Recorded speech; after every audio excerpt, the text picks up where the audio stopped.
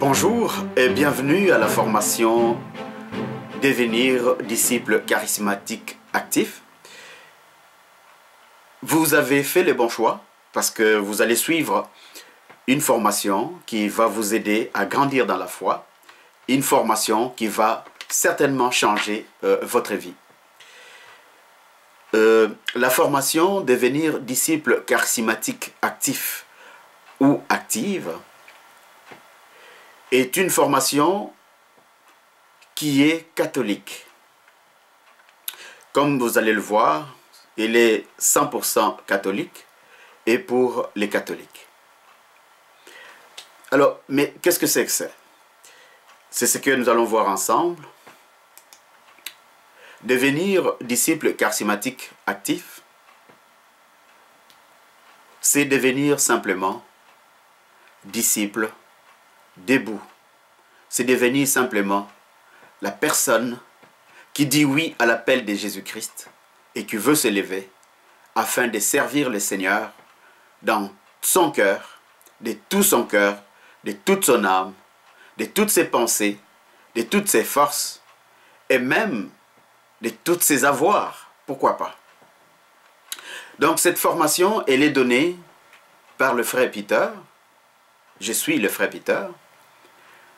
Vous allez suivre 18 cours qui sont regroupés dans 3 sessions. Nous allons voir la première session, ça serait naître de nouveau. Cette session va déboucher à accepter Jésus-Christ comme Seigneur et Sauveur au centre de sa vie. C'est une session de 3 cours. Qui est Dieu? Qui suis-je pour que Dieu s'intéresse à moi? Naître de nouveau. Donc ce sont ces 3 cours qui vont former la première session, le bloc de la première session qui est naître de nouveau. Alors, dans le deuxième bloc de cette formation devenir disciple charismatique, vous suivrez l'ensemble des cours de 9 cours à travers le 9 fruits du Saint-Esprit dont parle la Bible. Vous allez donc grandir dans la foi, grandir dans l'action de la foi. Comme tout enfant qui naît, nous disions tantôt que la première session concerne la nouvelle naissance, qui va déboucher sur le renouvellement des promesses de baptême. Nous aurons un prêtre qui viendra aider pour que nous puissions faire notre prière, cet engagement que les parents ont pris lorsque nous étions des enfants, lorsque nous étions baptisés enfants. Mais cette fois, comme à Pâques, comme pendant la veillée pascale, vous allez avoir la possibilité, solennellement, de prendre conscience de qui vous êtes, de prendre conscience de cet appel que le Seigneur a fait de vous, pour que vous ayez la possibilité de dire de votre bouche et de croire dans votre cœur que Jésus-Christ, le Fils de Marie, est le Messie, et c'est lui qui devait venir et qui vint, le salut soit donné amplement sur la terre. La deuxième session, puisqu'on est né de nouveau, dans la première session, il faut donc grandir. Dans la deuxième session, c'est la croissance spirituelle qui va passer à travers les 9 fruits du Saint-Esprit, dont l'amour, la joie, la paix, la patience, la bienveillance, la bonté, la fidélité, la maîtrise de soi, la douceur. Tous ces fruits sont l'ensemble de valeurs qui encadrent la vie chrétienne. Au quotidien, nous vivons de ces valeurs, nous vivons de ces vertus. La troisième session, qui compte 6 cours et une retraite de 3 jours, enseignement qui concerne à préparer une personne au baptême du Saint-Esprit ou à l'effusion du Saint-Esprit. Voilà en gros cette session que vous allez suivre. Et c'est ici, vous poserez peut-être la question pour savoir comment est-ce que nous allons le suivre. Chaque fois que tu t'assoiras pour pouvoir commencer à écouter les cours, tu commenceras toujours par un chant de louange et une prière de recueillement. Après, tu vas faire les survols sur les devoirs antérieurs. Donc, dans chaque post que je ferai, c'est-à-dire dans chaque vidéo que j'enverrai, je ferai toujours un rappel sur les devoirs qui vous a été demandé de faire. Et je ferai un bref rappel du cours antérieur. Je donnerai l'enseignement du jour, c'est-à-dire dans la cassette, finalement. Et les questions que vous m'aurez posées, certainement, je vais essayer de les condenser pour pouvoir répondre dans la vidéo. Et enfin, lorsqu'il s'agira d'une prière solennelle, comme à la fin de la première session, ben vous, parce que vous êtes au loin, vous n'êtes pas avec nous dans la salle, ben nous allons prendre des arrangements personnellement avec vous pour voir dans vos endroits respectifs si il faut qu'il y ait un prêtre qui puisse vous aider. Nous parlerons avec ces prêtres, nous nous arrangerons pour qu'ils puissent prier sur vous ou d'autres personnes des renouveaux charismatiques qui sont dans votre ville ou dans votre quartier. Nous serons en contact avec eux le moment venu pour qu'eux puissent prier sur vous pendant que nous aussi nous prierons dans la salle. Ça, c'est la façon que nous allons utiliser pour fonctionner. Alors, et nous avons des recommandations avant même de rentrer dans le vif des cours. La ligne de conduite du disciple, c'est la discipline. Nous n'allons pas oublier ça. Ces mots vont voyager avec nous du début à la fin. Si vous avez accepté de venir à cette formation, d'écouter cette formation, de suivre cette formation, c'est parce que le Seigneur lui-même vous a appelé, vous avez entendu son appel, vous avez dit oui, parce que vous avez le désir de grandir dans la foi, mais le désir aussi de le servir comme il le demande. Personne ne peut se prétendre disciple de Jésus-Christ si le mot discipline n'est pas rentré dans son quotidien de tous les jours. Le mot discipline, qui sort d'ailleurs du mot disciple, ça demande d'être attaché, ça demande de suivre, d'être obéissant à ce que le Christ nous demande. Le Christ est bon, donc tout ce qu'il peut nous demander est bon aussi pour nous. Donc nous ne pouvons pas être ses disciples si nous n'écoutons pas, si nous n'obéissons pas à sa volonté.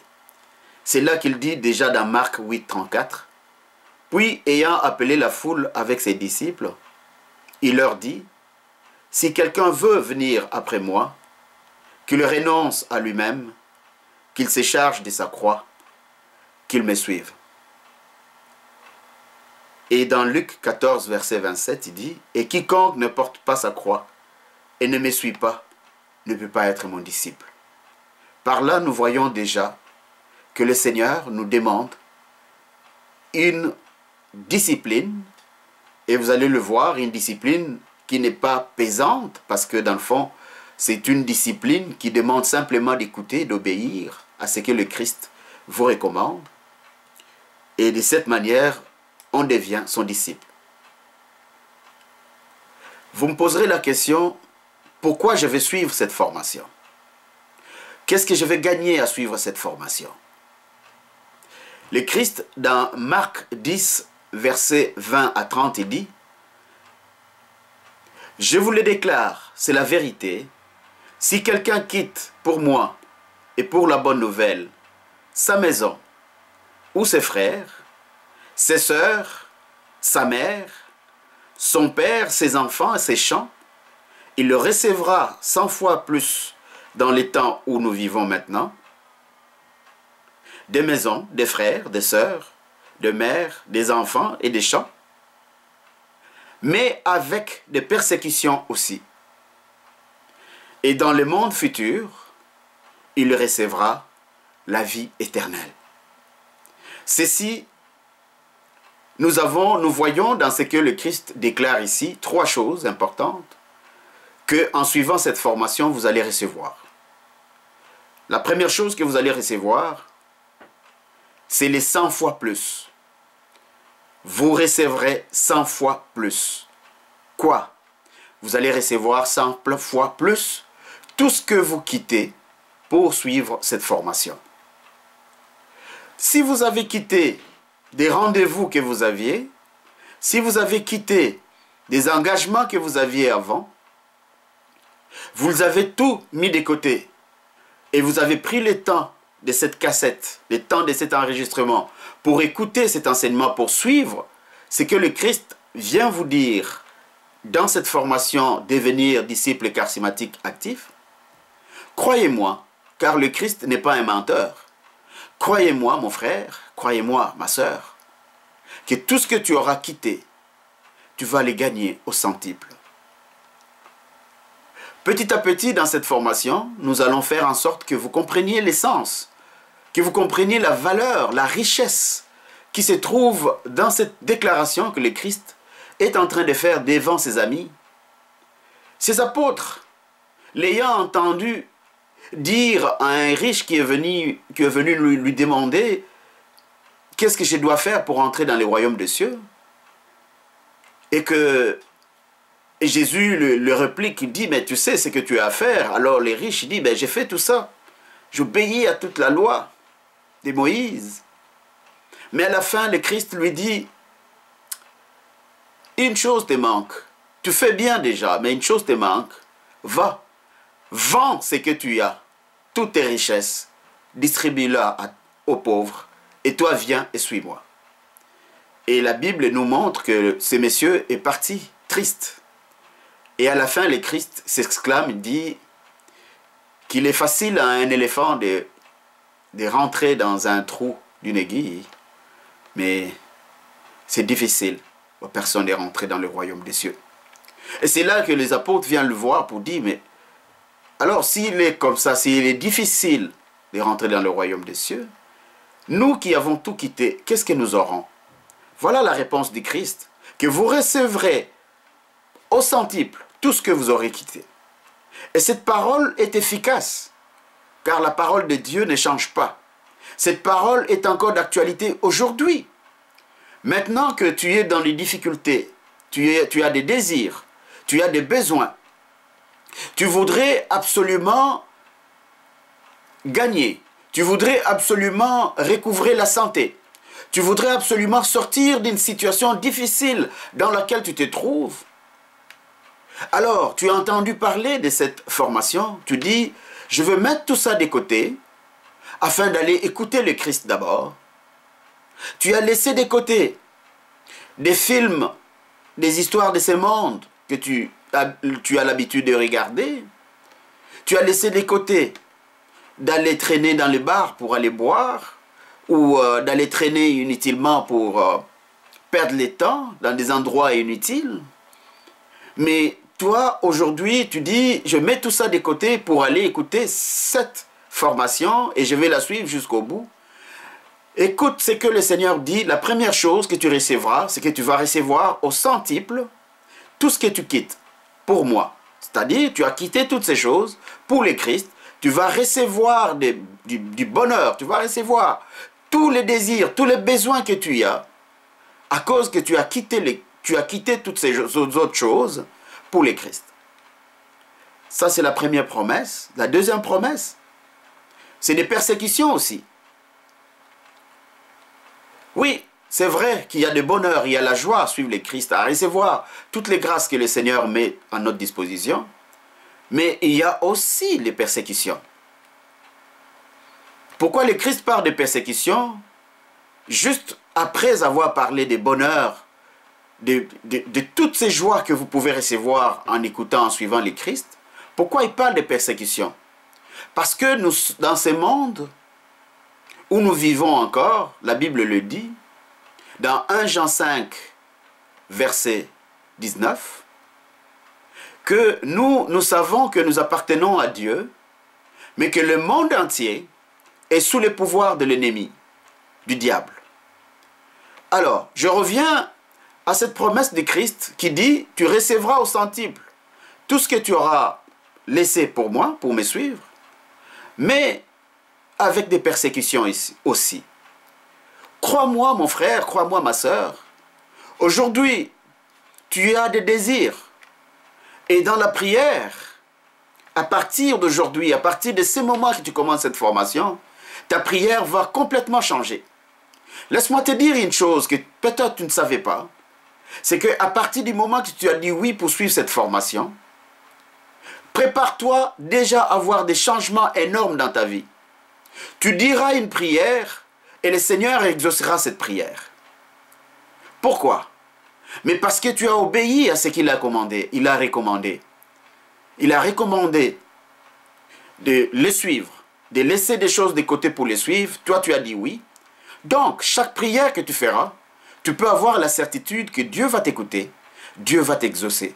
Et en son temps, seulement en son temps, tu recevras ce que tu désires. Alors, laisse-moi te dire, puisque tu vas recevoir des grâces, cela ne fera pas plaisir au maître de ce monde. Cela ne fera pas plaisir aux hommes de ce monde. Cela ne fera pas plaisir parfois même à ta propre chair. Parce que nous avons l'ennemi, le diable. Nous avons le monde qui a ses désirs, qui a toutes sortes de panoplies de besoins.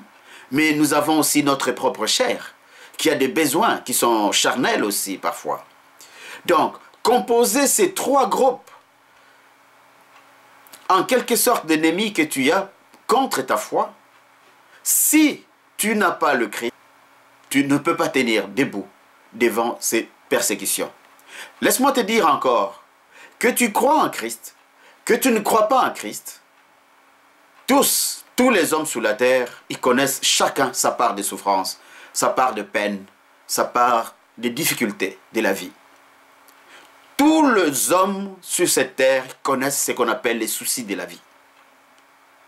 Mais la bonne nouvelle, ce soir, ou en ce moment où tu regardes cette vidéo, tu commences la formation, la bonne nouvelle pour toi, c'est que le Seigneur, Dieu, dans sa bonté, dans son amour, il a prévu que il est toujours préférable que devant les difficultés de la vie, que tu sois du bon côté. C'est-à-dire, il est mieux d'avoir des difficultés de la vie, des soucis de la vie, mais avec le Seigneur. Car si tu as les difficultés de la vie et les soucis de la vie, si tu souffres à cause du monde ou à cause du mal que tu as fait, c'est-à-dire si tu es en dehors du Seigneur, les souffrances sont beaucoup plus atroces, sont beaucoup plus difficiles à porter, que à la fin, ça finira par t'écraser. Mais si tu es dans le Seigneur, si tu as accepté Jésus-Christ dans ta vie comme Seigneur et Sauveur, et que tu le sers en toute vérité, en toute loyauté, ce qui va arriver, c'est que le Seigneur va réaliser sa promesse quand tu le dis, « Venez à moi, vous tous qui êtes fatigués, et je vous donnerai mon joug qui ne pèse pas. » C'est ce qui va arriver dans ta vie désormais. En commençant cette formation, tu vas le remarquer, tu vas le constater dans ta vie. Si tu restes assidu, si tu restes discipliné, si tu restes attentif et que tu poursuis cette formation jusqu'au bout, ta vie va complètement changer et ce n'est pas que les souffrances partiront, mais que toi, tu seras rendu au-dessus des souffrances pour que, quelles que soient les difficultés qui vont te frapper, tu auras toujours une parole qui est certaine, c'est que le Seigneur Jésus-Christ sera toujours à tes côtés. Voilà, ça c'est un gros bénéfice, qu'au milieu des souffrances et des difficultés, le Seigneur Jésus sera là pour toi. Troisième chose que tu recevras en suivant cette formation, et c'est même la raison de sa venue ici sur terre, c'est la vie éternelle. Cette formation, si tu ne le savais pas, mais à travers cette formation, tu vas avoir ce qu'on appelle la certitude du salut. C'est-à-dire, t'assurer tous les jours que toi, tu es prêt. Si un jour, le Seigneur te fait reposer, il te fait endormir dans l'espérance de la résurrection, ben, tu te reposeras en paix. Et tu feras partie de ceux qu'on appelle ceux qui se reposent dans le Christ. Voilà des bénéfices qui sont vrais qui sont assurés. Et c'est ce qui va justifier les changements radicaux qui va se passer dans ta vie. Le changement qui va venir avec la foi en Jésus-Christ. Pour entrer dans les vifs du sujet, aujourd'hui, nous allons parler qui est Dieu. Est-ce que Dieu existe? Évidemment, c'est une question que je ne peux pas vous poser parce que vous savez que Dieu existe. S'il existe, comment le sait-on? Est-ce qu'on peut le prouver palpablement? Est-ce que physiquement nous pouvons prouver? Matériellement, mathématiquement, est-ce que nous pouvons prouver que Dieu existe? Évidemment, de manière palpable, nous ne pouvons pas le prouver. Mais nous disons que Dieu existe. Comment nous le savons? Par la foi. Nous avons appris, nous avons entendu, nous avons connu que Dieu s'est révélé à l'homme. Dieu s'est révélé, s'est montré, s'est présenté à l'homme. Et ça, c'est une preuve qui ne peut être compréhensible que par la foi. Comment Dieu s'est-il révélé aux hommes? C'est ce que nous allons voir ensemble. La réponse, Dieu s'est révélé aux hommes par sa parole qui est écrite dans la Bible, dans ces livres que nous appelons la Bible. Alors, si la Bible est la parole de Dieu, quelles sont les preuves? Qu'est-ce qui nous prouve que la Bible est vraiment la parole que Dieu a prononcée? Qu'est-ce qui nous prouve que la Bible n'est pas une pensée humaine, n'est pas quelque chose que l'homme, quelqu'un, tous ceux qui l'ont écrit, les écrivains, ont pensé à leur manière et puis ils ont réfléchi, et bien ils ont écrit comme des histoires. C'est ce que nous allons voir maintenant. Pourquoi nous voulons parler de la Bible en tant que parole de Dieu? Je le répète, parce que Dieu s'est révélé à l'homme et ceci est consigné dans la Bible. Donc la Bible est la parole de Dieu. Alors, qu'est-ce qui prouve que la Bible est la parole de Dieu? Nous avons trois groupes de preuves. Le premier groupe de preuves, la Bible est l'unique livre dont les paroles possèdent l'autorité et la puissance de transformer des vies humaines. Seule la Bible a cette puissance, a cette autorité. Nous avons entendu beaucoup de témoignages pendant des siècles, pendant 2000 ans que Jésus-Christ est venu sur la terre pour sauver les humains. Nous avons entendu toutes sortes de témoignages de personnes qui avaient des vies pas très commodes, des personnes violentes. Bref, beaucoup de personnes ont témoigné pour avoir entendu la parole de Dieu contenue dans la... Beaucoup de personnes ont témoigné avoir changé de vie. Et ce n'est que la Bible qui a ces pouvoirs de changer la vie des personnes. Il y a plusieurs exemples que la Bible reprend où nous pouvons voir que les personnes qui ont entendu la parole ont été transformées. Prenons l'exemple de Saul qui est devenu Paul, Saint Paul.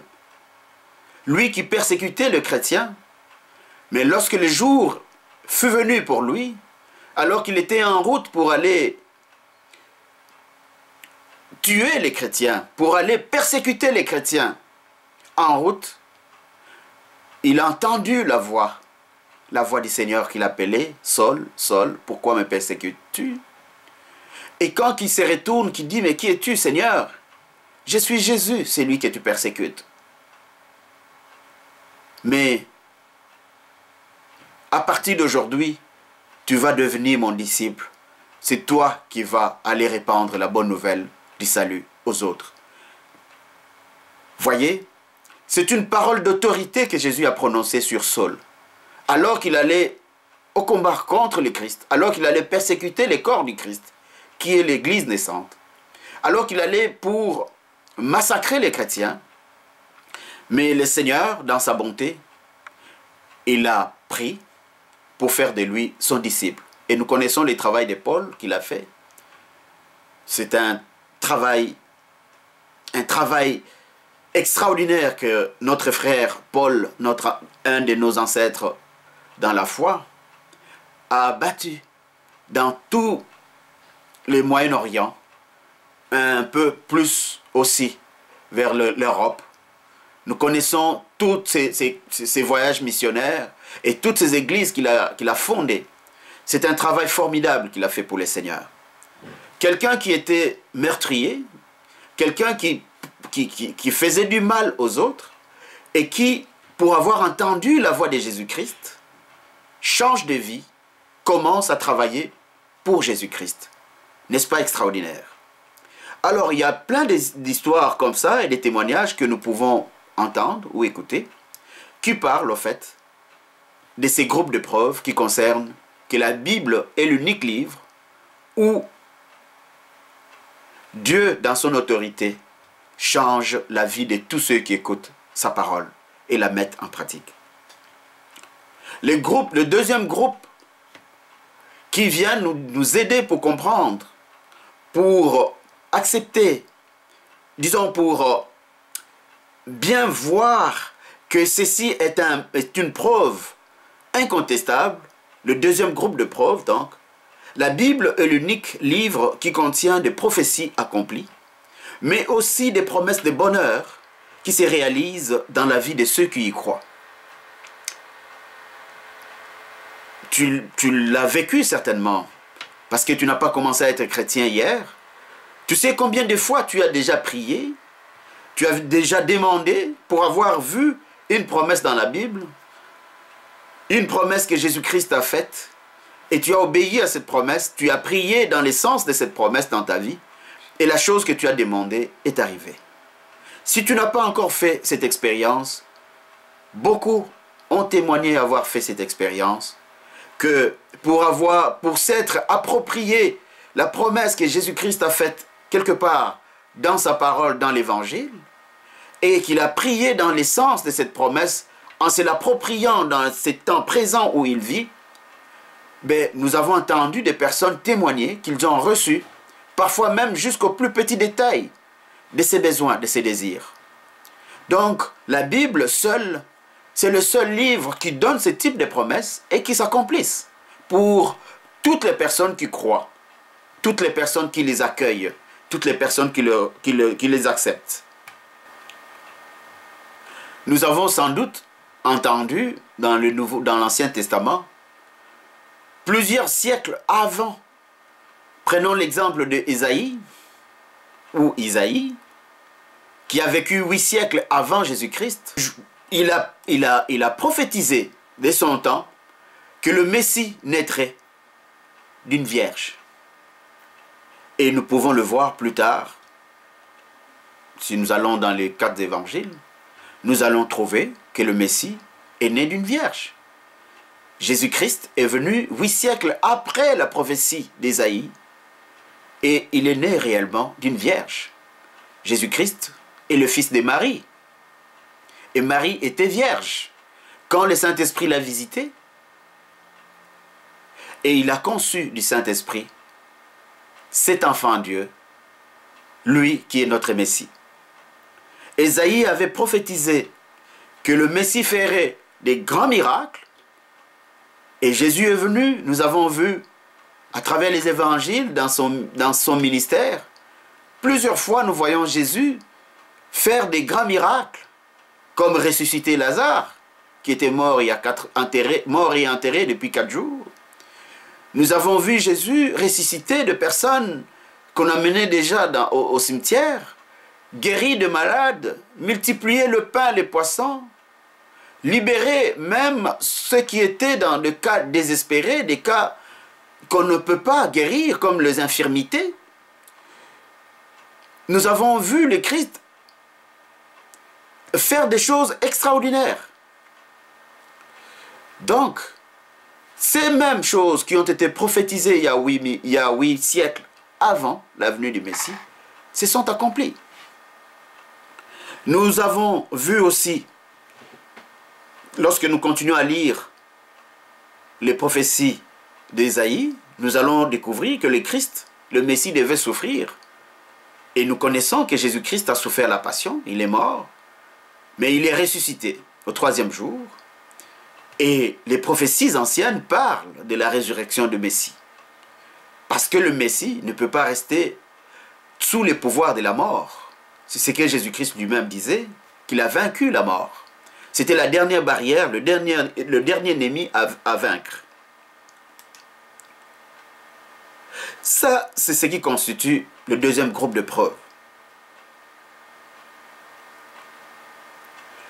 Dans ta vie courante, tu peux faire l'expérience des prophéties, l'expérience des paroles de vie.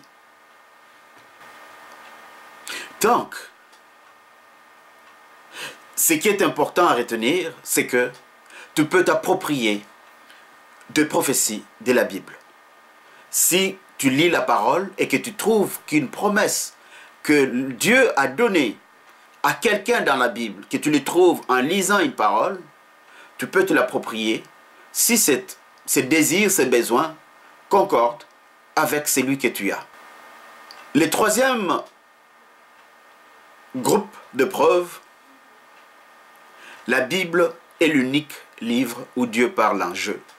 C'est-à-dire, c'est l'unique livre où Dieu parle. Généralement, les autres livres que nous pouvons lire, ce sont des réflexions, ce sont des écrits de quelqu'un qui suppose ou qui pense que Dieu a dit. Mais ici, dans la Bible, Dieu parle en jeu, comme sa propre parole, car c'est sa parole, car c'est lui qui parle dans la Bible. C'est Dieu qui parle dans la Bible. La parole qui est contenue dans ces livres qu'on appelle la Bible, c'est la parole que Dieu a prononcée pour nous, pour le bien des hommes. La Bible est aussi ce livre qui est indestructible. Dans le passé, l'histoire nous montre qu'on a tout fait pour pouvoir faire disparaître la Bible. À l'époque des croisades, on a brûlé les Bibles, tous ceux qui avaient de Bible. On les brûlait, on les détruisait. Mais tous ceux qui étaient dans cette campagne de vouloir détruire ou faire disparaître la Bible, ils n'avaient pas entendu certainement ce que Jésus a dit à propos de la Bible. La Bible étant la parole de Dieu, Jésus a dit, « Le ciel et la terre passeront, mais mes paroles ne passeront point. » Tu peux le lire dans Matthieu 24, verset 35. Donc, quoi que tu fasses, que tu crois la Bible, que tu n'y crois pas, elle reste et demeure la parole de Dieu. Donc, elle ne passera jamais. Elle restera parce que Dieu est éternel.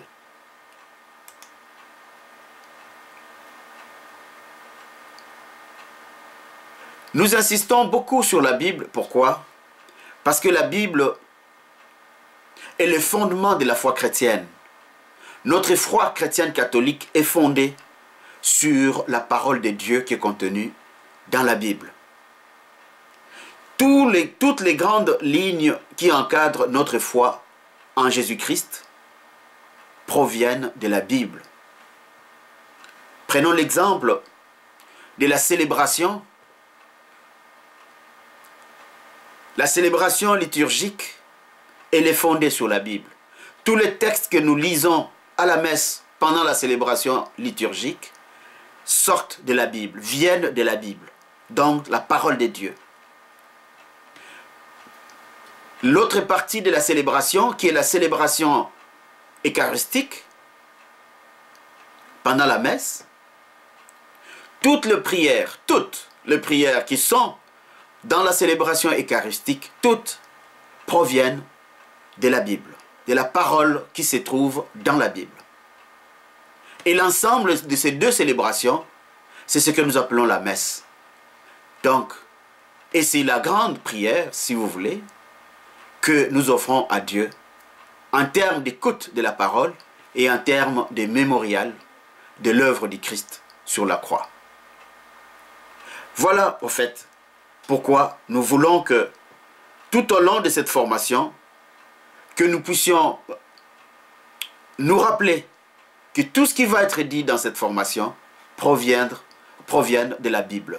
Je veux que tu notes que tout ce que nous dirons, tout ce que tu apprendras, ce sont des paroles qui viennent de la Bible.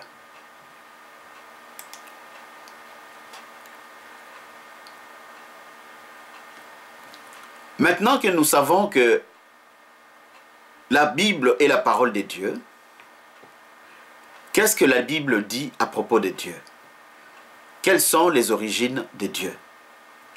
Nous pouvons le voir dans Apocalypse 1, verset 8, où Dieu dit « Je suis l'alpha et l'oméga, le commencement et la fin.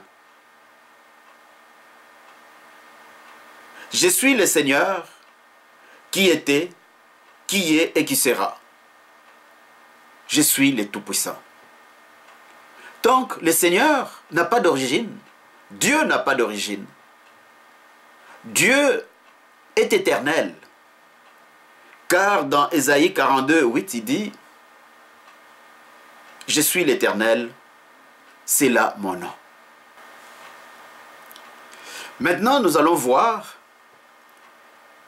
quelle est la nature de Dieu. Qu'est-ce que la Bible dit à propos de la nature de Dieu? Pour mieux connaître Dieu, pour savoir, pour connaître qui est Dieu. Quelle est donc la nature de Dieu? D'après la Bible, Dieu est esprit. Et ceux qui l'adorent doivent l'adorer en esprit et en vérité. Ça, c'est la réponse que Jésus donne à la Samaritaine qu'il a croisée au puits et avec qui il a commencé à discuter, à parler à propos de Dieu. Jésus les démontre clairement que Dieu est esprit. Ça, c'est la première nature de Dieu. Donc, Dieu est esprit, ce qui veut dire, tu ne peux pas voir Dieu. Il est esprit, c'est un peu comme le vent, c'est un peu comme l'air. Le vent, tu l'entends, ça souffle, ça bouge les arbres, mais tu ne peux pas le voir. Mais pourtant, tu sais que le vent est là. La preuve, tu vois que les arbres, les feuilles sont en train de bouger, et même à certains endroits, les vents qui viennent, par exemple, avec des ouragans, mais on peut voir que ça détruit même au passage toutes sortes de choses. Donc, on ne voit pas le vent, mais par l'action, par ce qui est en train de se passer sur des choses physiques, mais on peut dire que le vent est en train de passer ici, ou le vent est passé par ici. Donc, Dieu est esprit, on ne peut pas voir Dieu, mais pourtant, il est là.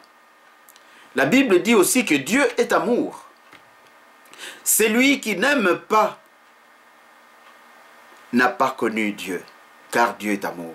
Ça, dans 1 Jean 4, 8, c'est ce que la parole nous dit. Et la Bible ajoute encore que Dieu est immuable. Dieu ne change pas. Nous, les hommes, nous pouvons changer, mais Dieu ne change pas. Dieu est omnipotent, c'est-à-dire Dieu peut tout.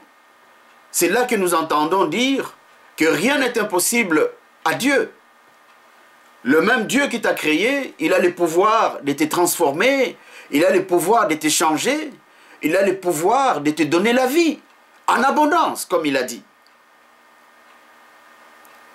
C'est pour ça que nous voyons des miracles, que nous voyons des choses incroyables, au nom de Jésus-Christ, des choses qu'on ne peut pas expliquer autrement, prennent place dans la vie de personnes qui croient.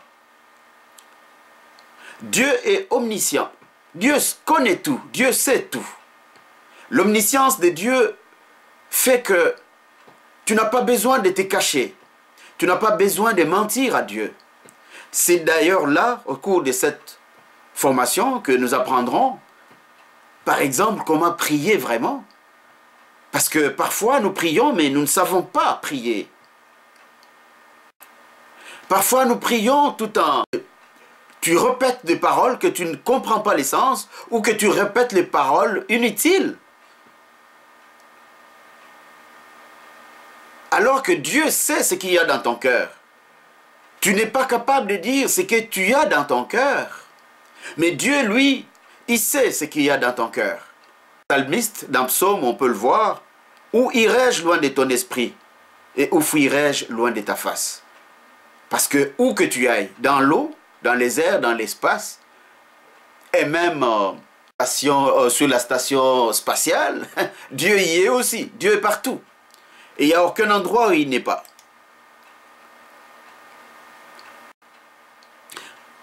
Maintenant, nous allons voir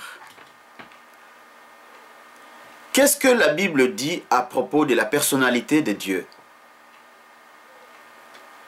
La Bible dit qu'il y a un seul Dieu. La Bible dit qu'il y a trois personnes en un seul Dieu. Nous avons le Père, le Fils et le Saint-Esprit. Le Père a un nom.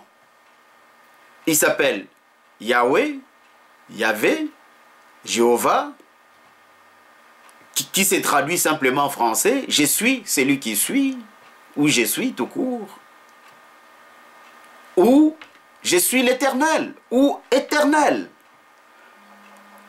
Tous ces noms, évidemment ce sont des traductions, ça vient simplement dire une seule chose, que le Père a un nom. Nous pouvons le voir, Jésus-Christ parle de son Père. Nous voyons que le Saint-Esprit reconnaît Dieu le Père et de qui il procède d'ailleurs.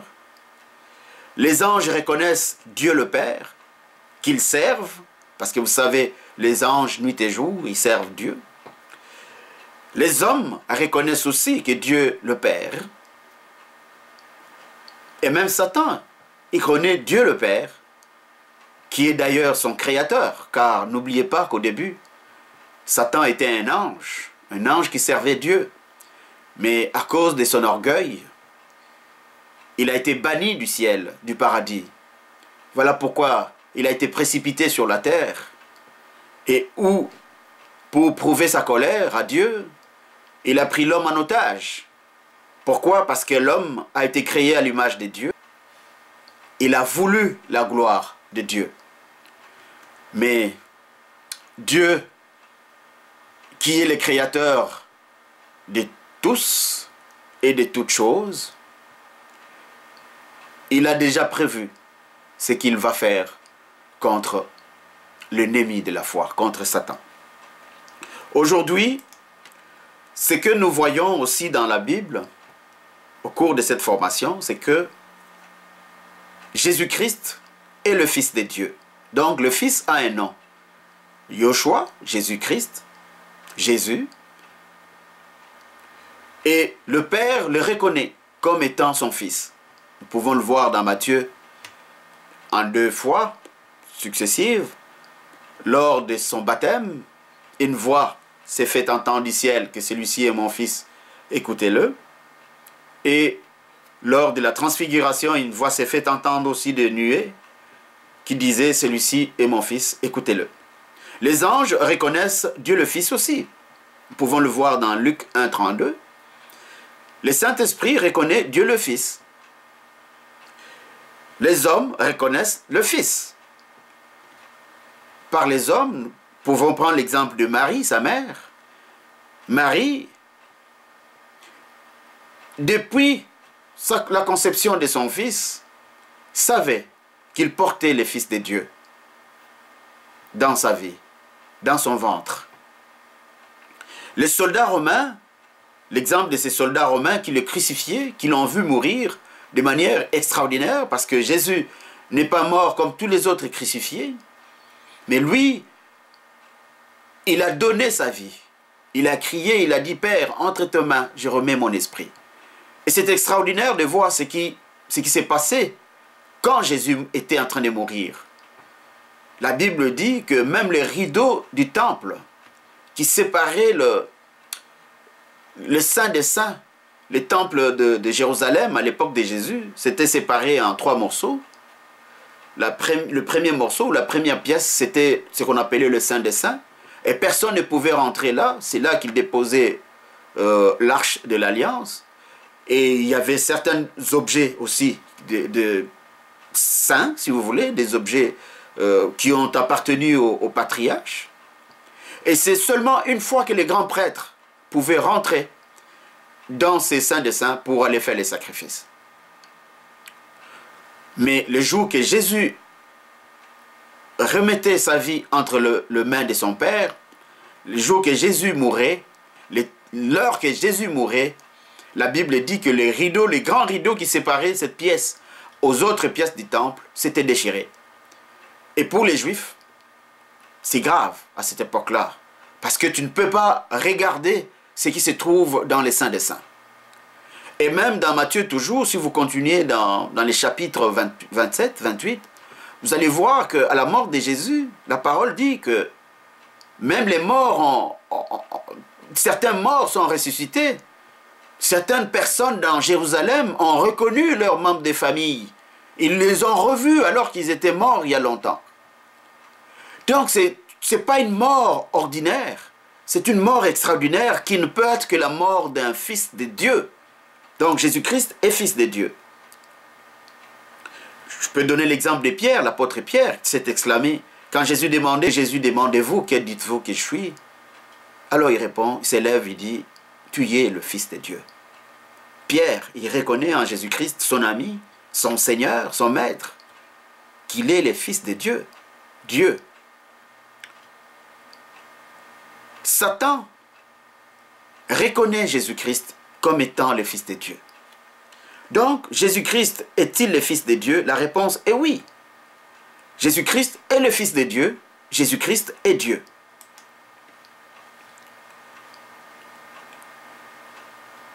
Dieu, dans sa nature, dans sa personnalité, il est aussi Saint-Esprit ou Esprit Saint. Jésus-Christ l'appelle avocat, consolateur, esprit de vérité. Dieu le Père reconnaît Dieu le Saint-Esprit.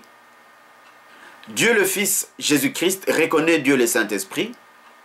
Les anges ont reconnu Dieu le Saint-Esprit. Les hommes reconnaissent Dieu le Saint-Esprit. Même Satan reconnaît le Saint-Esprit. Voilà donc, dans l'ensemble, ce qui se trouve dans la Bible, ce que la Bible dit à propos de la personnalité de Dieu. Il y a 3 personnes en un seul Dieu. Père, Fils et Saint-Esprit. C'est pour cela que nous sommes baptisés, selon que Jésus nous a recommandé, au nom du Père et du Fils et du Saint-Esprit.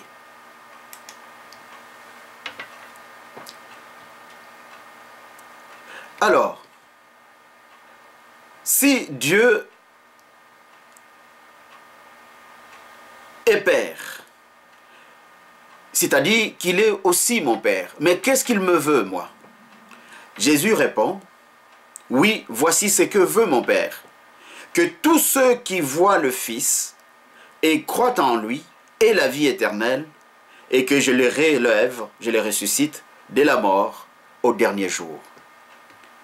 C'est tout cela, c'est même la raison, c'est même le fondement, c'est même l'objet pour lequel, la mission pour laquelle Jésus est venu dans le monde. C'est pour que nous ayons la vie éternelle en croyant en Dieu par lui, le Messie. Jésus est venu pour toi, mon frère. Jésus est venu pour toi, ma sœur. Cette formation que tu suis, ces premiers cours, t'a préparé à connaître Dieu. Tu diras, ben, je connaissais déjà Dieu. Oui, mais les fondements que tu viens d'avoir en écoutant cette vidéo va beaucoup t'aider pour les restes des cours, car comme tu vas le voir, ça va venir beaucoup plus appuyer sur le fait de savoir que notre foi, le seul consommateur de notre foi, l'essence même de notre foi, se trouve uniquement en Dieu, qui est Père, qui est Fils et qui est Saint-Esprit. Les prochains cours que tu vas suivre concernent, dans le fond, maintenant que je connais Dieu, maintenant que je connais le fondement de ma foi, qui est Dieu, alors moi, qui suis-je pour que ces dieux que je viens de connaître maintenant puissent s'intéresser à moi? Qui suis-je? Pourquoi que Dieu s'intéresse à moi? Ça va être le deuxième cours que vous allez suivre, que tu vas suivre dans cette première partie, c'est-à-dire dans la première session.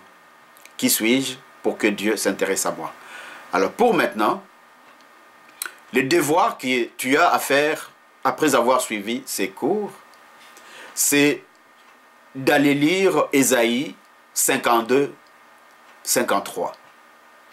Prenez le temps pendant cette semaine, en attendant l'autre vidéo, pour que tu puisses aller puiser à la source. Les Ésaïe 52, 53, ces deux chapitres vont ouvrir les horizons de connaissances, vont t'ouvrir la possibilité de saisir, de comprendre, surtout de connaître vraiment Dieu, jusque dans le plus petit détail de ta vie.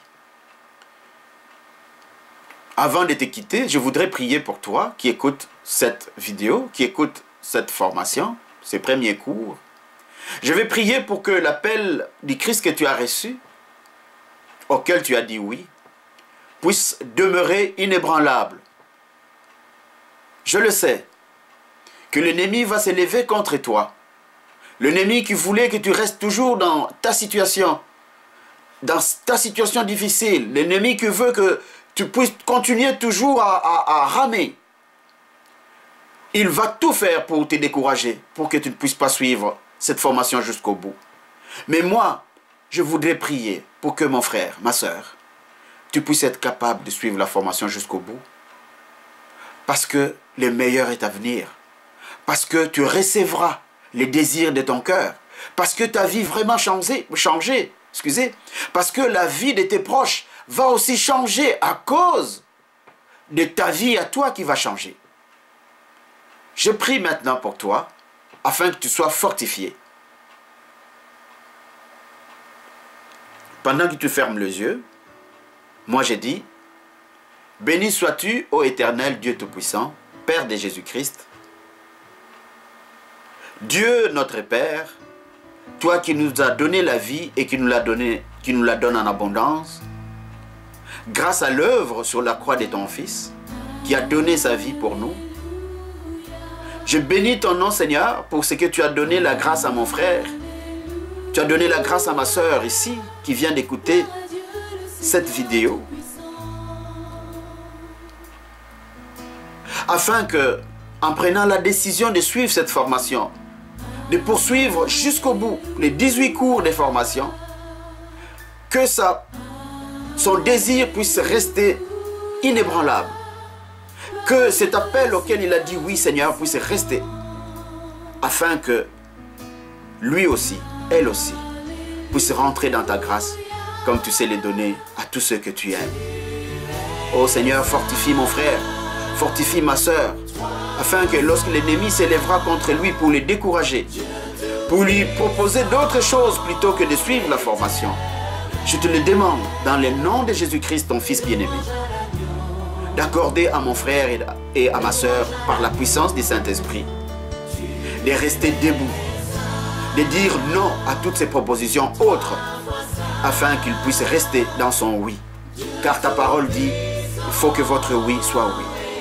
J'ai prié pour mon frère, je prie pour ma soeur, Seigneur, bénis-le, afin qu'il puisse rester jusqu'au bout et que toi tu puisses bénir sa vie.